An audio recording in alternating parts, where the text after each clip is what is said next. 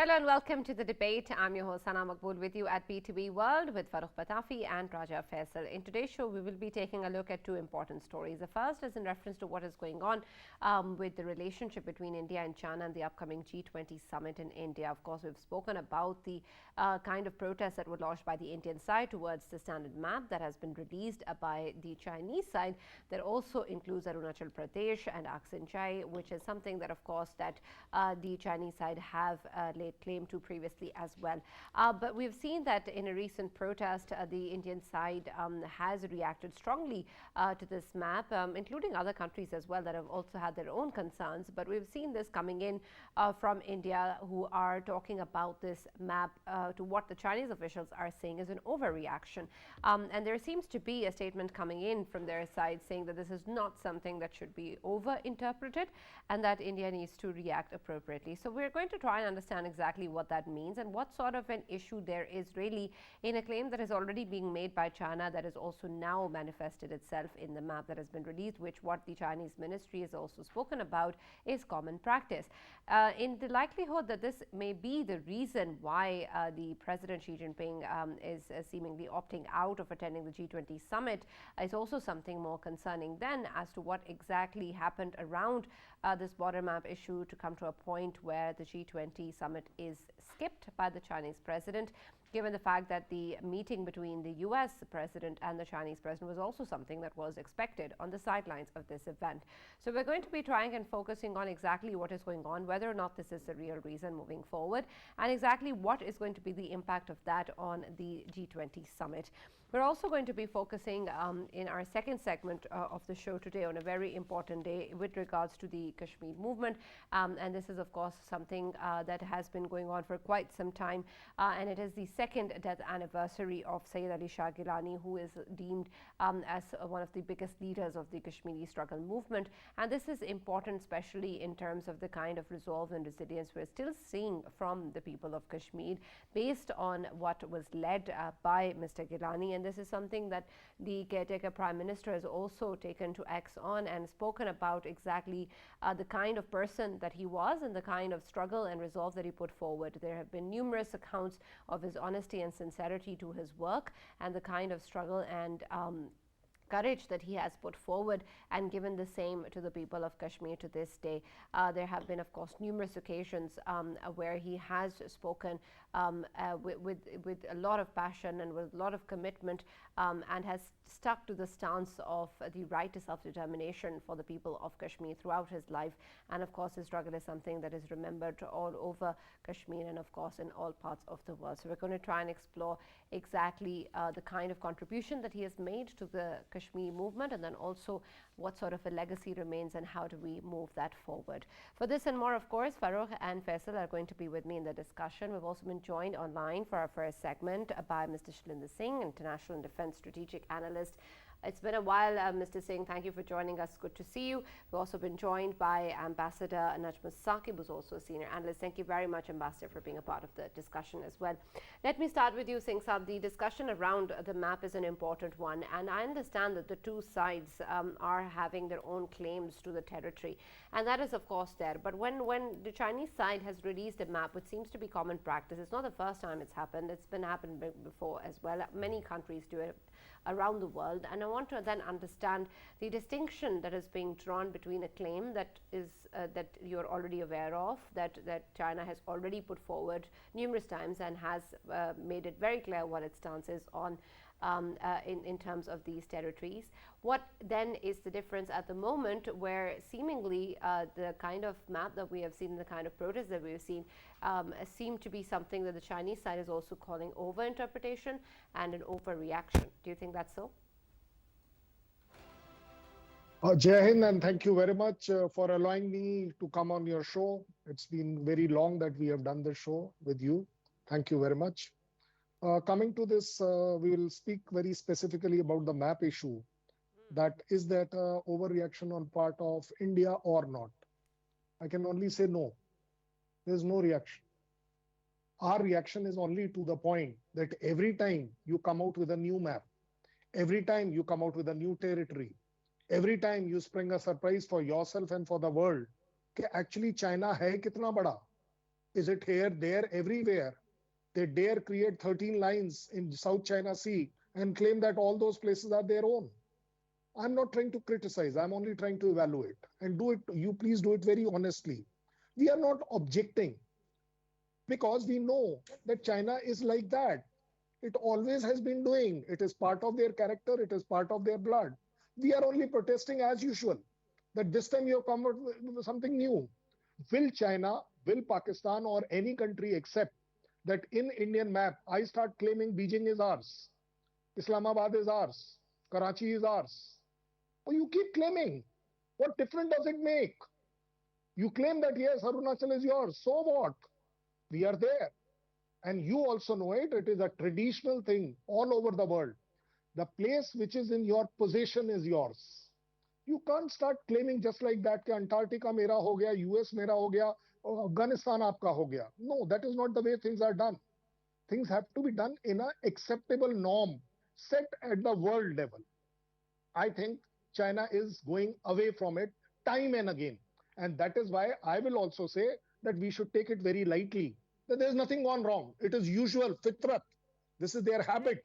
That every time they come out with I'm glad you said that, Singh Saab, in terms of taking this lightly, because when we take a look at the situation, and especially back in 2020, of how things can escalate on the border, it is imperative then that this is a serious issue, and in another way should not be taken lightly in terms of what is going on, and the people, of course, on both sides that are likely to suffer due to any conflict. I want to know then, given the fact that just a while ago we saw on the sidelines of the BRICS summit the two leaders interacting, that seemed to be an encouraging sign that this might be going towards warming up of relations, perhaps a dialogue potentially in the future that can actually move towards some sort of resolution or peace. So I want to then understand that protesting over this map at the moment, which already is a claim that is being made by China, already under negotiations with the top military brows of both the countries, is this then worth creating a fuss about in terms of the kind of possibility of reconciliation between the two countries, the possibility of the two leaders interacting positively, and then the relationship also improving? Is that not a priority? Oh, it should definitely be a priority that we must normalize relation with all our neighbors very responsibly. I will also say this is a success of the diplomacy, the people who are behind that diplomacy, that they make both the leaders meet, irrespective of the result, what comes or does not come. We wanted a few more countries to be added. China didn't want, we still got it added in the BRIC.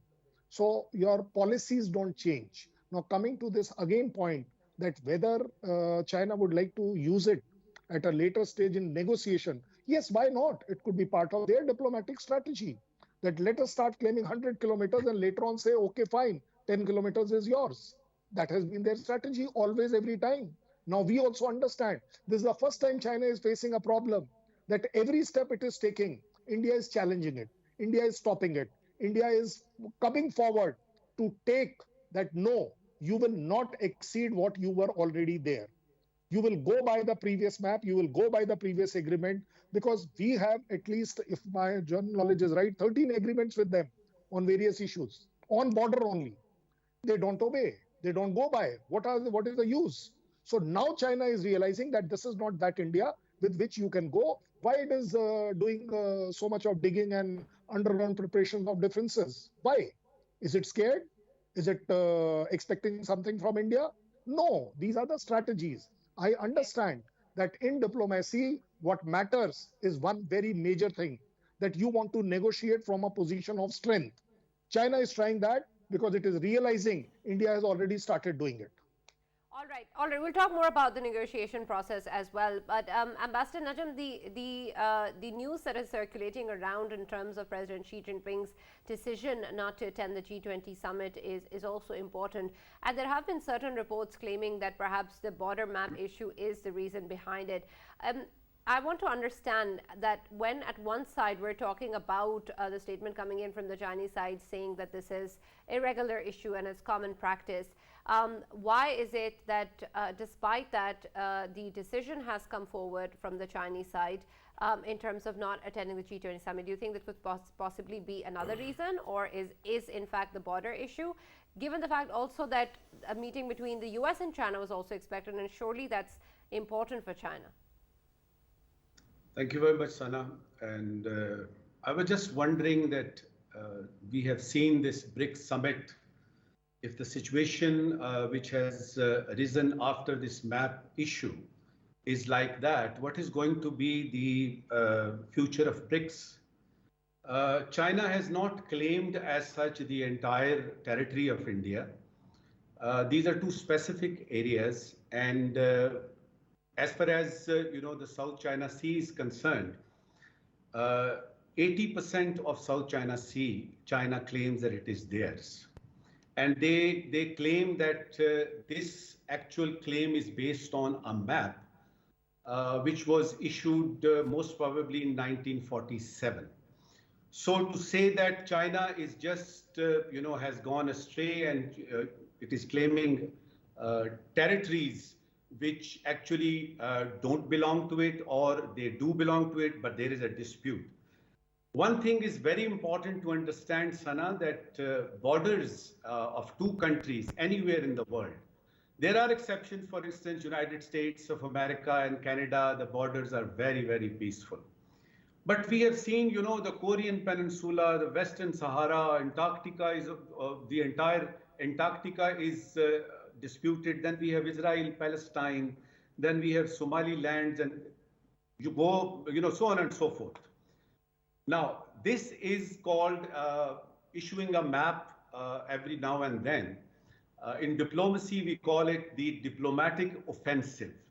You're not talking about a military offensive. You're not talking about going to any war or something like that. You are just reiterating your principled stand that such and such areas, such and such borders are, included in our territory. We have this Jammu and Kashmir issue. India claims that it is its integral part. The whole world says that, it is a disputed territory. So disputes are there. That's why diplomacy is there. And now coming to your, the second part of your question, I don't think that President Xi Jinping's, saying that he's not going to attend the G20 summit relates to this map.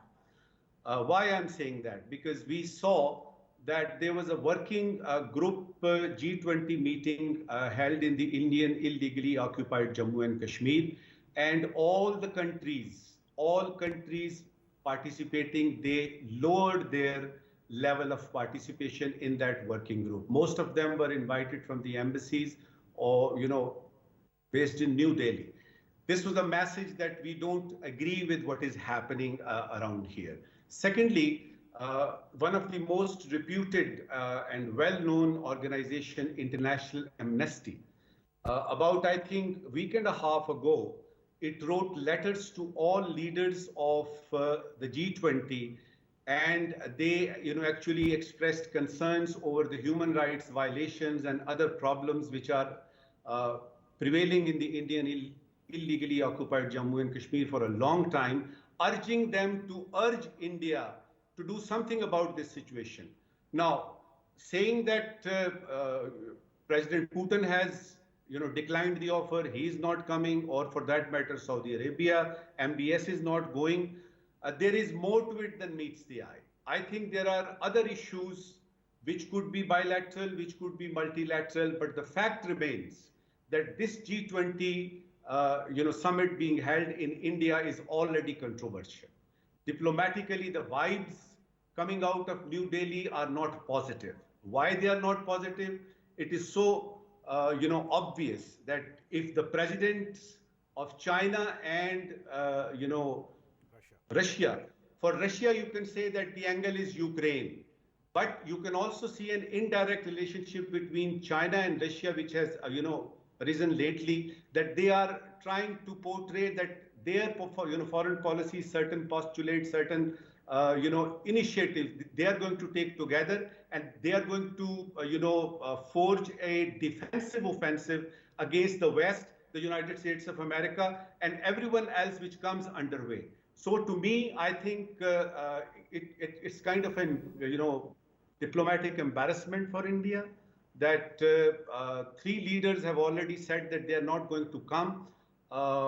Yes, there are some, angles here which, particularly Mr. Jaishankar should be, addressing right now, that why these leaders, but saying that it is because of the map that President Xi Jinping has, declined, I don't agree with it.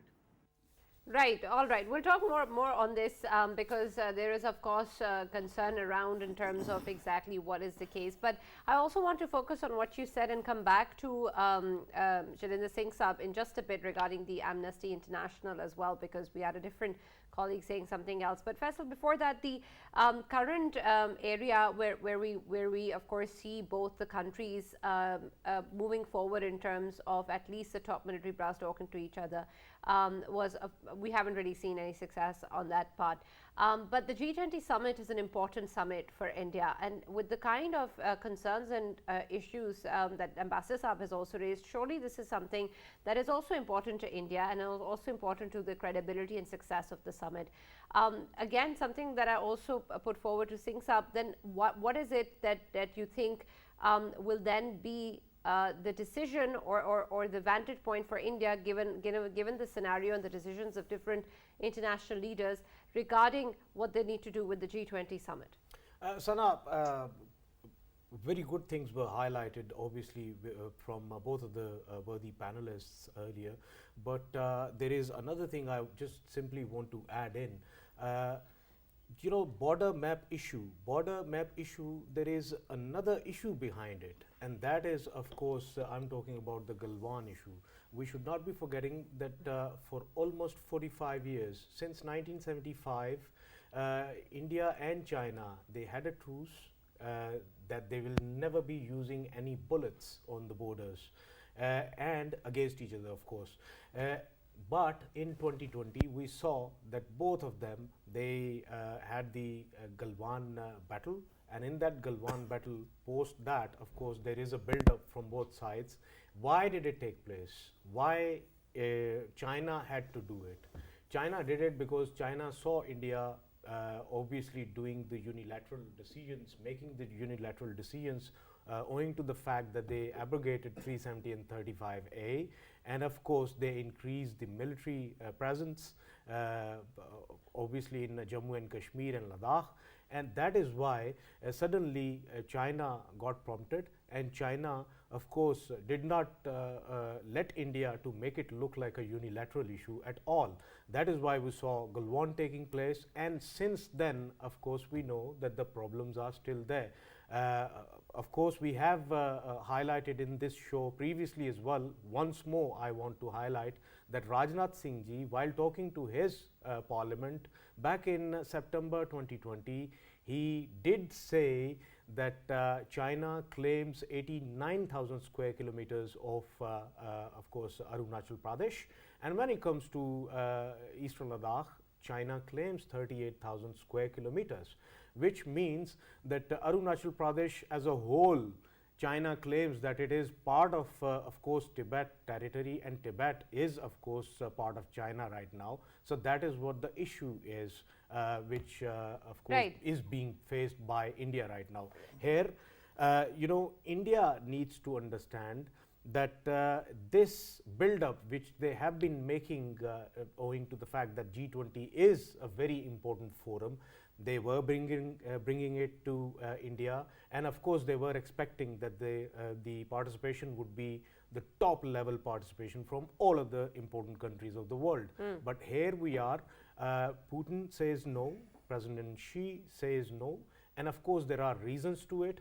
And them two reasons, first one I did talk about it, of course whatever the unilaterally India did, and second one is that India's India is giving a perception to the world that it is part of the Quad and it is part of the Western Alliance, and it is challenging China in the South China Sea, as Ambassador rightly pointed out earlier.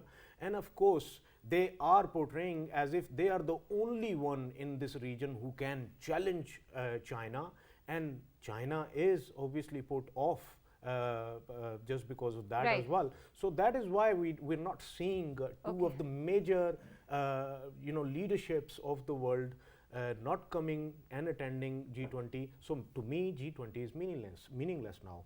Right. My question still remains unanswered, though. But so I'll take it to Farrukh. In terms of what we're seeing, when we take a look at important countries like China and Russia not being part of the G20 summit, is that not a point where there needs to be certain self-reflection, or is something of a priority of the host country? And secondly, also I want to understand what then will be the concerns of countries such as the US, who've already confirmed their attendance, but of course they also want to see big players on the table as well being part of this platform, and whether this impacts their decision. And thirdly, whether or not you also think that the border map is not an issue for President Xi Jinping's attendance. Right, Sana, thank you very much.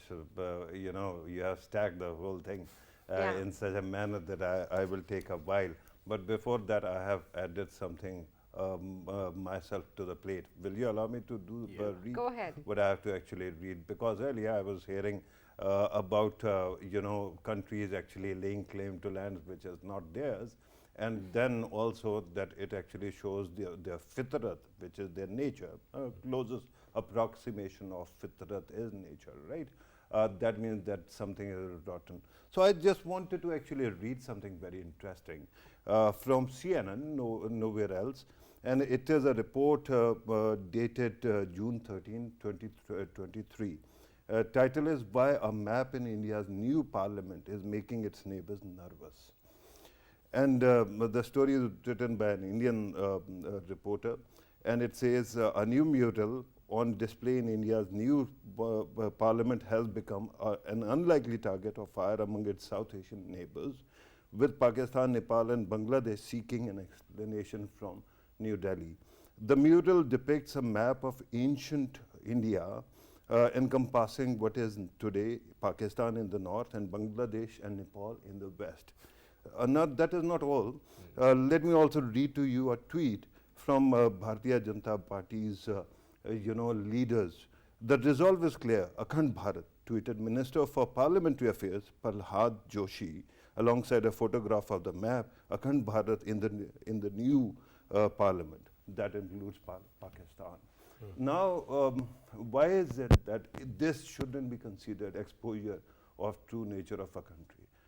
That is one thing. Regarding G20 summit being hosted in India, I understand the need for a country that might have actually seen some criticism in the international media regarding certain human rights issues to normalize their domestic policies through use of such humongous forums. But then we have also seen what is going on with the Indian media and the overreaction that you were talking about, particularly Jaishankarji. Amazingly, before he became the foreign minister or minister for external affairs, India's foreign policy used to be very imaginative and kind and considerate. And we saw very good use of language no matter what. But then we have seen him arriving on the scene, and his abrasive style, which perhaps is meant to play to the gallery, keeps on alienating various countries. Now I understand that President Putin's own plate is full, and he might not actually be able to travel internationally.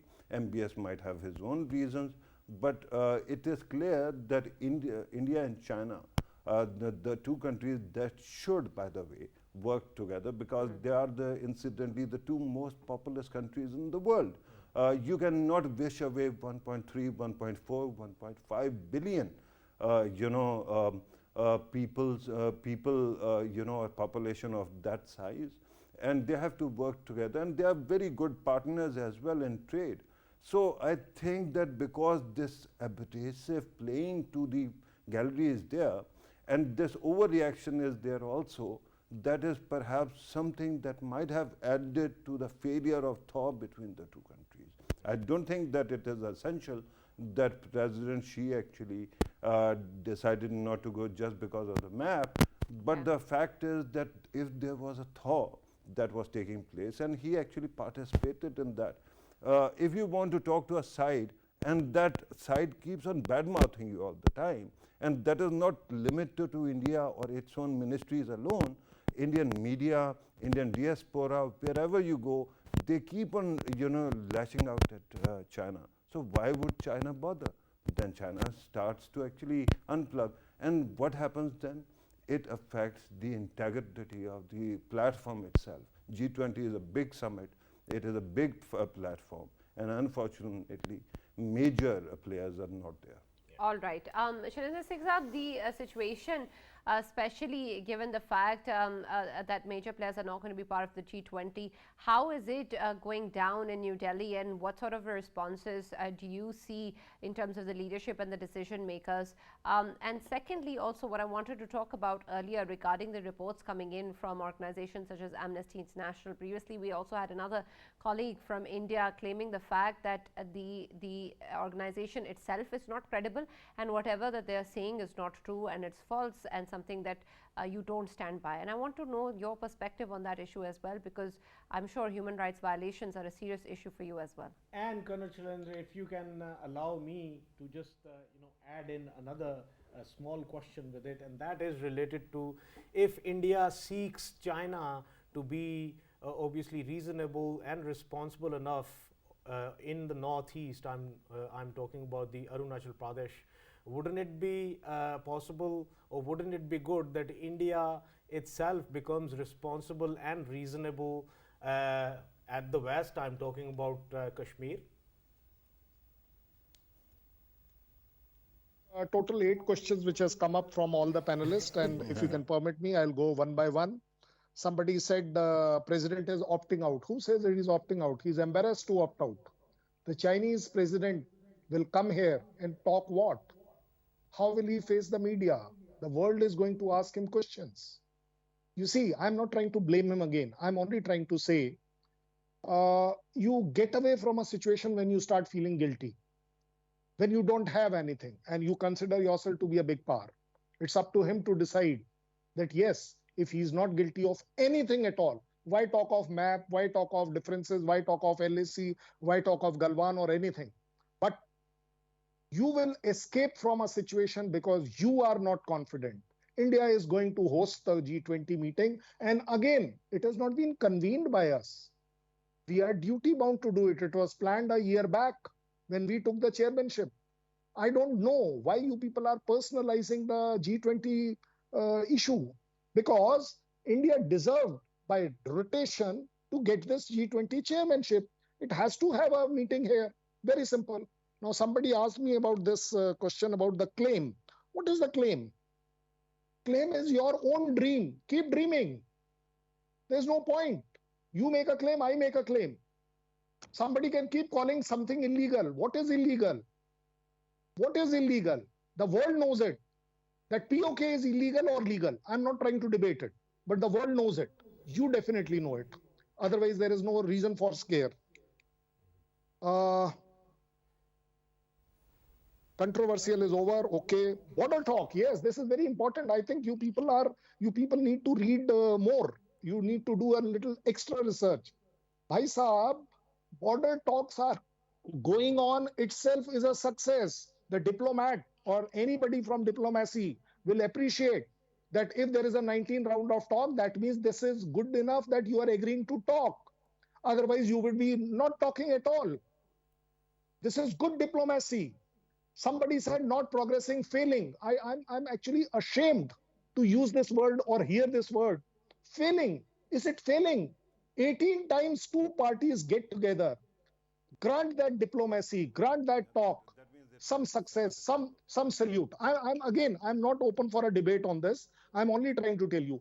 The last one, what have they decided? That we will now hasten up the whole process. Is it not a success? It may be a minor success. It may be anything, but it is still opening the door that tomorrow when we talk, we will hasten up, we will speed up our talk and resolving of issues. That is a very major success. If any diplomat is there, he will appreciate it that yes, it is a success. Somebody said about what? Galwan. Sir, I think you are not very well aware about Galwan because I have served there. That's why I can tell you. India didn't assert. India didn't do something on its own.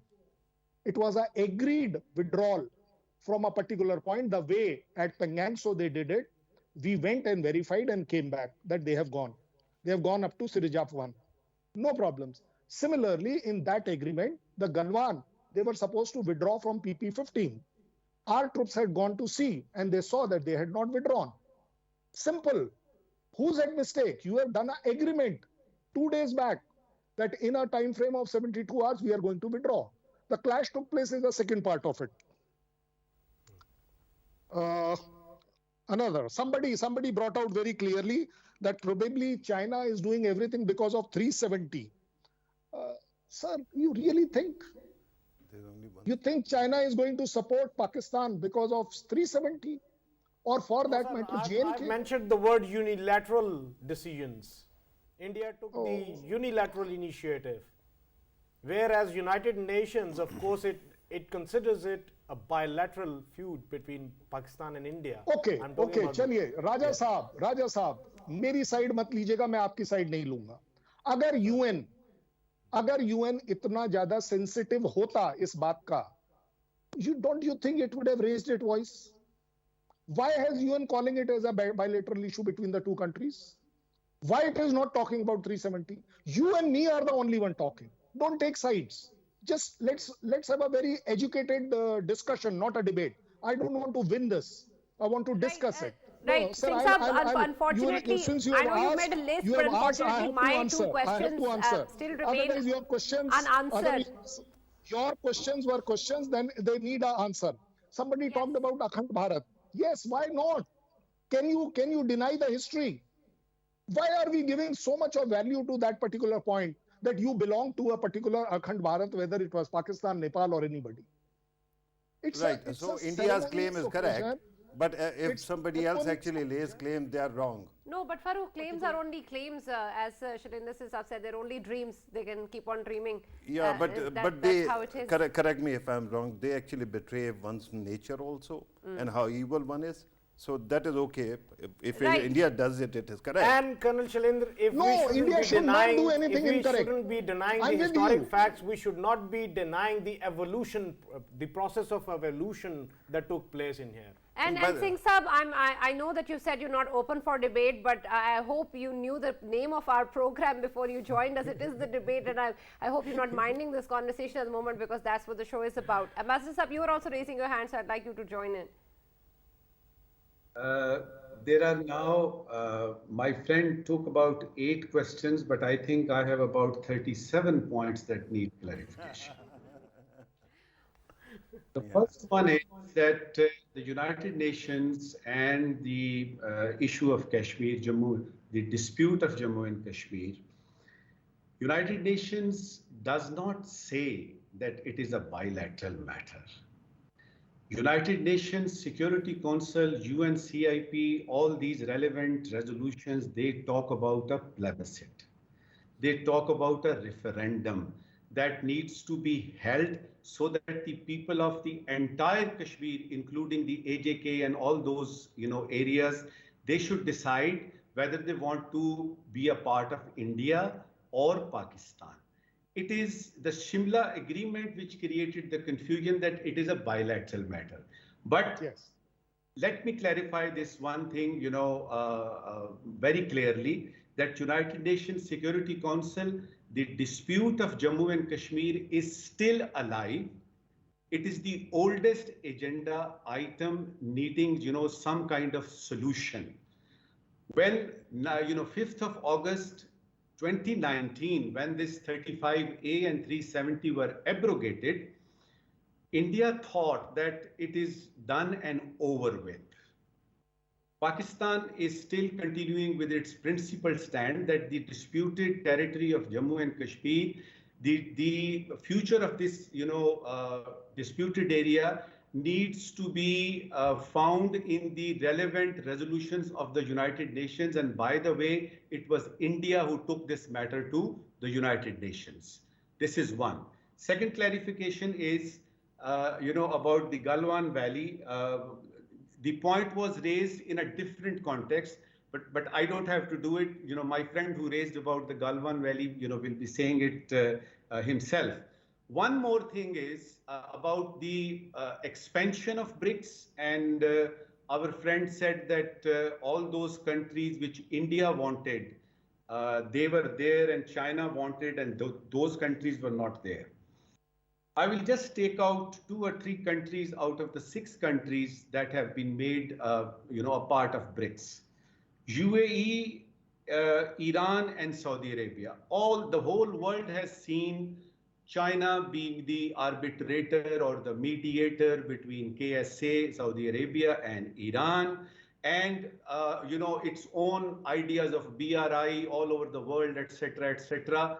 So to my knowledge, I was not present in that meeting, but to my knowledge, I have read reports from the Western media, and I served in Brazil myself, and I served in South Africa, 2 of the BRICS countries, and I have dealt with BRICS directly. I know my friends have told me that all those countries which China wanted to be included, they were included. And these 3 countries, if you see the relationship between China and UAE, China and Saudi Arabia, China and Iran, and then see India's relations with these countries. So it will be very obvious to me after reading all those reports that, and China claimed it, this fact itself.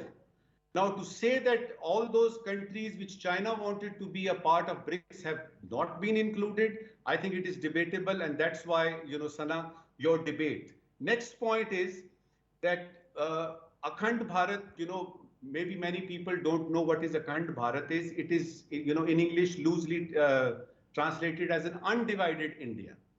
My friend said that if you want to make a claim, keep dreaming. So my answer to this Akhand Bharat is that if you want to make a claim, please keep dreaming. All right. Thank you very much, Ambassador Saab, for joining us and being a part of the show. And thank you very much, Shailendra Singh Saab, for being part of the discussion as well. There's, of course, much that still remains to be spoken about. We're going to come back and continue discussion on the Kashmir struggle and, of course, pay tribute to one great leader, but right after this package. On 1st September 2023, at the second death anniversary of Syed Ali Shah Gilani, Kashmiris from all over the world, along with the citizens and the government of Pakistan, paid a heartfelt tribute to the legendary leader of Kashmir. In order to attract attention of the worldwide community to the Indian atrocities in the occupied region, Kashmiris residing on both sides of the line of control and throughout the world staged protests and demonstrations. Gilani led the All-Party Hurriyat Conference, an umbrella organization of the diverse Kashmiri political and religious parties, established in 1993 to lead a movement for the right of the area of self-determination during his struggle for freedom. On September 1, 2021, Syed Ali Gilani embraced martyrdom while being held by Indian police in his Hyderpura home, where he had been held in house arrest for more than 10 years. In a horrifying incident, the Indian occupation forces took his dead body from his family and hastily buried it in a cemetery without any familial presence. His loved ones were not permitted to attend his funeral or bury him in the cemetery of their choice. He received the Nishan-e-Pakistan in 2020, the highest civilian honor given to historical figures like Fidel Castro and Nelson Mandela. In the annals of Kashmiri freedom movement, Syed Ali Shah Gilani is regarded as the epitome of high morals and vision. His passion and belief of freedom for Kashmir is still unmatched even after his passing, making him the embodiment of Kashmiri people's struggle and resistance. Despite the fact that he did not get to see a liberated Kashmir, we will remember him as a man of extraordinary elegance and compassion, for whom forsaking resentment and welcoming opponents was not only a political ploy but a way of life. और इस्लाम की निस्बत से ही, इस्लाम की निस्बत से ही, इस्लाम के ताल्लुक से ही, इस्लाम की मोहब्बत से ही हम पाकिस्तानी हैं, पाकिस्तान हमारा है। हम पाकिस्तानी हैं, पाकिस्तान हमारा है। हम पाकिस्तानी हैं, पाकिस्तान हमारा है। हम पाकिस्तानी हैं, पाकिस्तान हमारा है। हम पाकिस्तानी हैं। And of course, we're observing the second death anniversary of Syed Ali Shah Gilani, and you saw the kind of contribution that he has made towards the freedom movement of the Kashmiri, something that is still continuing today. And of course, so many people are still remembering the kind of contribution that he's made and his entire legacy that has impacted generations of people in Kashmir. We have joined by a senior leader, APHC, Mr. Altaf Hussain. Wani, thank you very much, Wani Saab, for being part of the discussion. First of all, your comments and a few words about the great leader, Gilani Saab. It's enough for having Syed Ali was Kashmir used undoubted correct truth and steadfastness. And as a leader, as a political leader, he was also a scholar of politics and of great intellect he had, and he has contributed immensely to the political as well as the scholarly inputs in the Kashmiri's life, and that continues to be his legacy for the people of Kashmir. On one hand, he stood fast for his ideology and taught the Kashmiris to resist the occupation with strong will, and like the leader, he was incorruptible, and he has made the nation so. Right.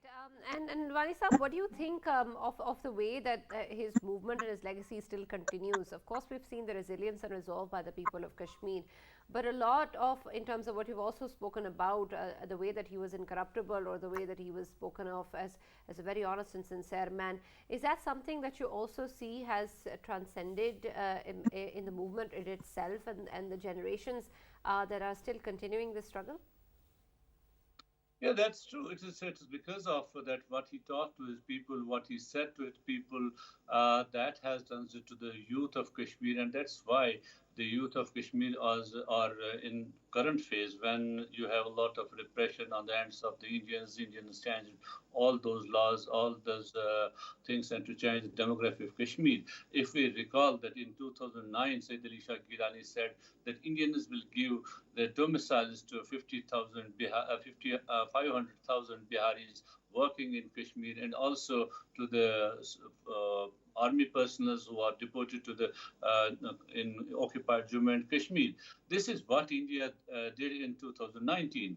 Ali Shah Gilani told this to the nation. He warned about it in 2009. So we can see that he was a visionary leader. He could see what India was planning, and that's why he never trusted the government of India. He never trusted any of those who were trying to have a kind of relationship with India and to talk with India. And that's why Gilani always said that first of all, India should recognize that Kashmir is a dispute, and then they should also recognize that they will settle it through the under the auspices of the United Nations, and they should repeal all those laws which they have induced in Kashmir to make the people's lives hell. And only then there should be a guarantee, international guarantee. Only then we can talk to the government of India. So that is what Gilani said, and what proved Gilani right, because all those who collaborated with India over the period of time, we have seen after 5th of August,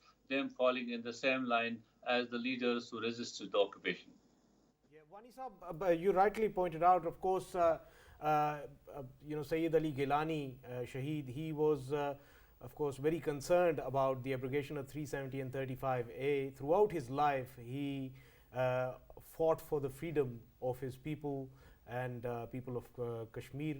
And what I wanted to say here is, of course, since then we saw that people like you and many more, they have been very active in highlighting this issue worldwide.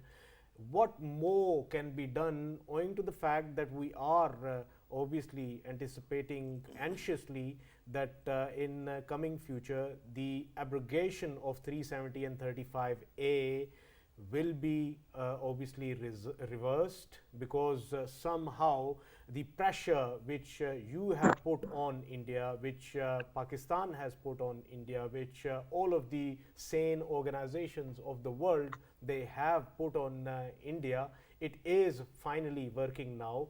And if you could elaborate it a bit more. And if I could add also here, one question regarding the way India treated Gilani Saab in his death, especially when the way he was buried. that actually amounted to human rights violation as well. Could you actually elaborate that as well? I will start first with Mr. Pitafi's question what India did to the Gilani. India did it to the hundreds of people after 2019. So the Gilani Sahab was firstly incarcerated and residence for almost 14 years. He was house arrest for 14 years, not provided the proper medical facilities, not allowed to move around, not allowed to see his people, not allowed to receive the people who wanted to see him. And at the end of the day, when Gilani Sahab was very serious, he died, but he was buried in a way that neither the family nor the people are allowed to go there. And even at this time, people were not allowed. There was a complete curfew there. And this is what India did before to this Maqbool Shaheed. He was hanged in Tihar jail, and then he was buried over there. His body was not returned to the family. And the same happened, we saw in Ashraf Serai's case, and hundreds of Kashmiri young people who were killed in fake encounters at different places, and then the people, their families were denied the right to the last rights, which is the very type of human rights violation to the disease. The last right which he enjoys is that he should be given a very warm farewell by his family and by his loved ones. But the India denied to the Gilani this also, and this speaks volumes that the India was very fearful of the dead Gilani also, and is still very fearful of the dead Gilani, not to talk of the Gilani who lived there with his vision. So the first question is, yes, we have been trying our bit, and the government of Pakistan is trying, and we need to do more on this. Unfortunately, see at the global level, currently the world has become more forgetful about the human rights. They take more into economic interests and their strategic interests, and they talk about that. But even then, our work has created some impacts, and we saw recently when India tried to hold the G20 meetings in Indian-occupied Kashmir, and some of the countries did not participate there, and the others who participated, their participation was very at the lower grade level, and at the same time, India could not portray what they said. India, the Kashmir is normal, and even at this. A few days back, you have seen the Amnesty International and other organizations wrote to the government of India and also to G20 countries that India should not be allowed to use the G20 as a platform to suppress the people's resistance in Kashmir, and right, asking absolutely. And that is important, encouraging that there are organizations, leaders and countries around the world who are understanding what is really going on and are also using their voice to support the people of Kashmir and their struggle. Thank you very much, Wani Sahab, for joining us and being a part of the discussion. Thank you, Faisal, and thank you, Farrukh. Of course, our tribute goes to leaders like Syed Ali Gilani and others, and of course the very people and the heroes of Kashmir who have been struggling since ages, and we hope that there can be a real solution moving forward and an end to their suffering sooner than later. And of course, Pakistan is always standing by them. That's all that we have from the debate. We'll now see you on Monday.